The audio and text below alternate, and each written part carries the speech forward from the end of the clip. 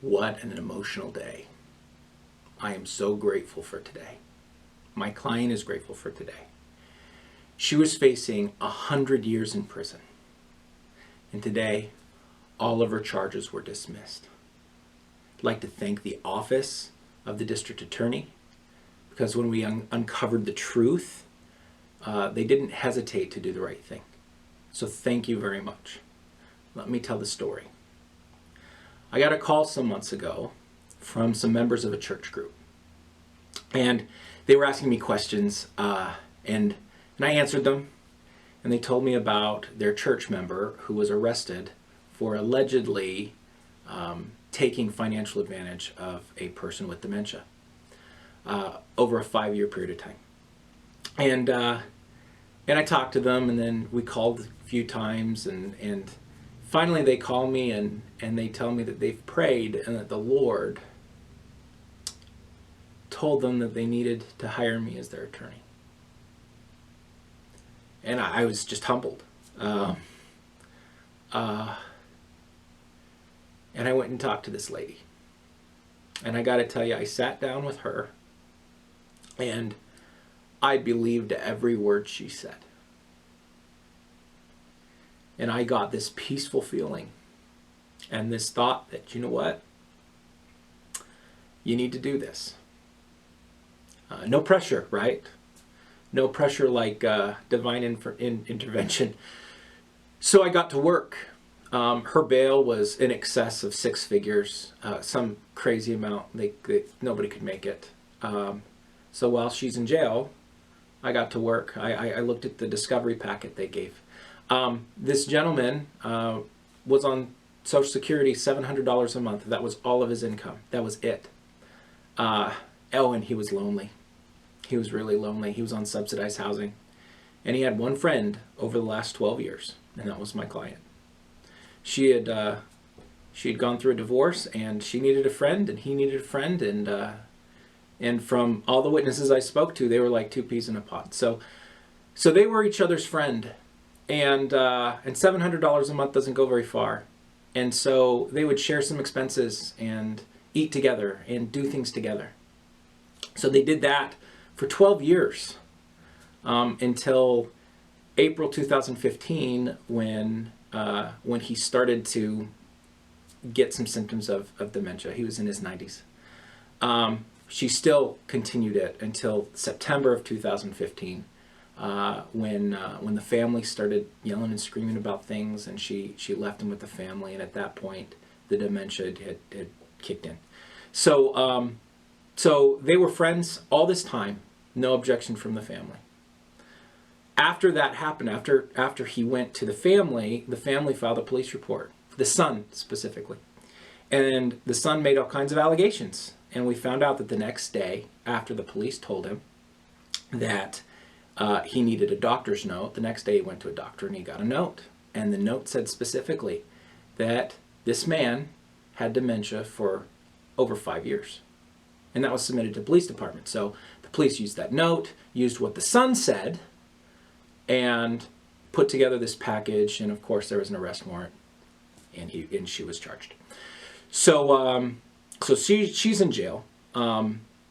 There's some horrible voicemails that were left on my client's voicemail machine. And so let me have you listen to those. Boy, oh boy, I hate to be your fucking scrawny up on your ass. You're in major trouble now. Yeah, that's like Push the button. Push the button. Anna, my dad wants to talk to you. That's it. So I want my money back. Hello. Hi. How are you?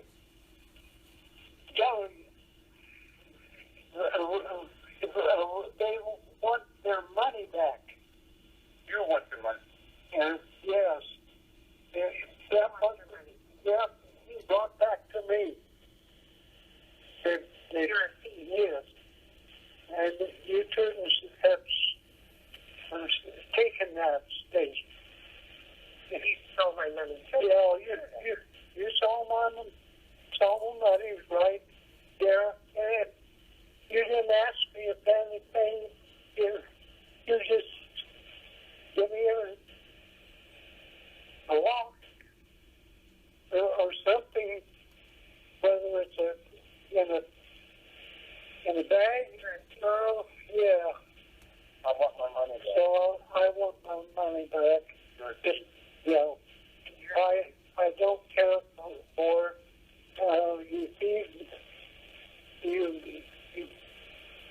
you became a thief here, and I know the tax. Okay. Howard. Yeah. Chuck. Hello. Hello. Chuck. Oh, hey. Yes, Chuck. Hello. It's Chuck. Hello. I want my money. You see? Now. Now, if she doesn't get in and get her money and get her in jail. Tell her. Huh? Tell her. Huh? Tell her. S.P. Tell her. S. In jail. Tell her. Huh? Tell her. Huh? Tell her. S.P.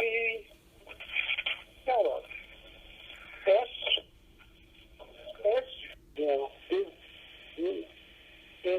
I don't want you to get into any trouble. So that's who you're dealing with.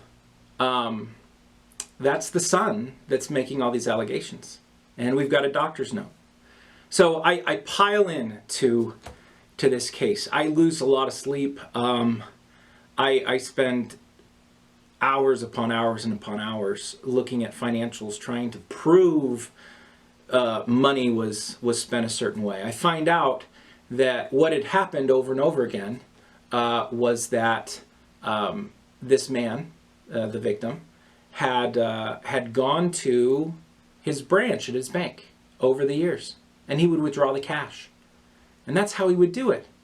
But the son accused my client of forging signatures and manipulating it.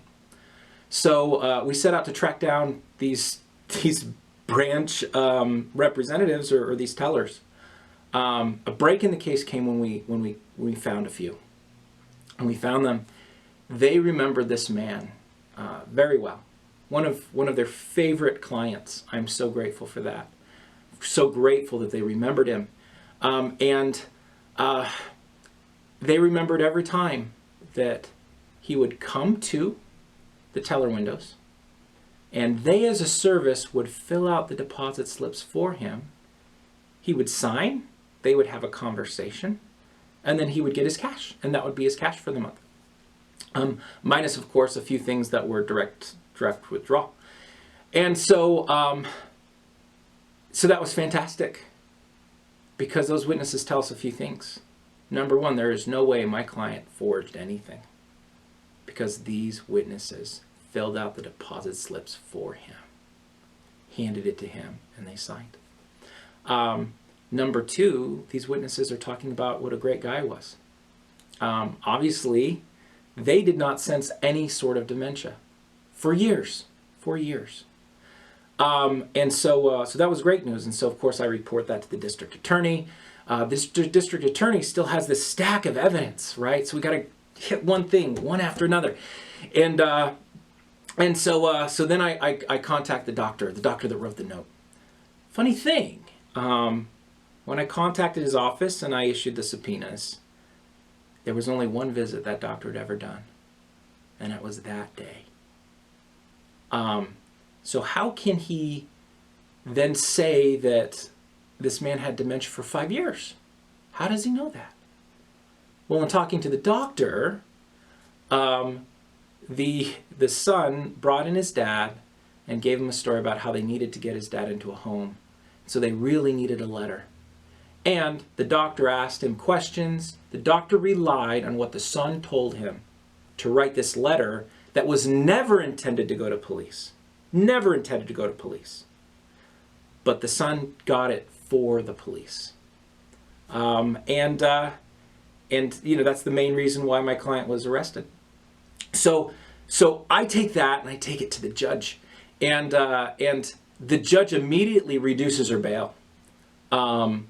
Says, "Wow," and reduces her bail because this shows that the case really isn't as tight as they had thought.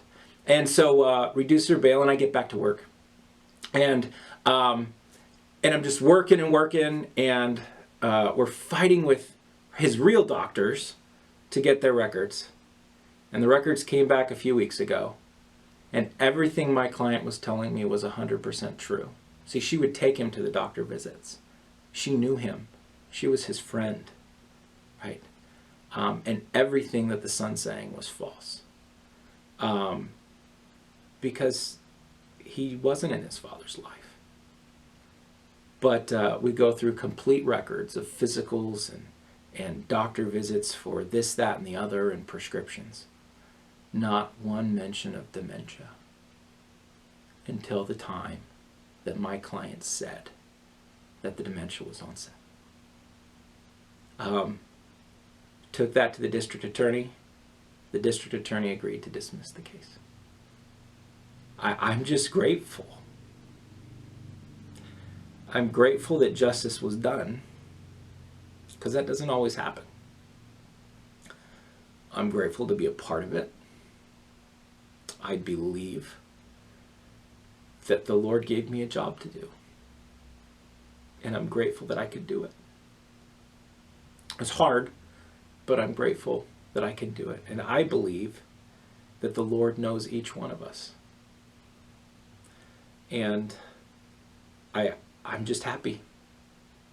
Just happy. Good result.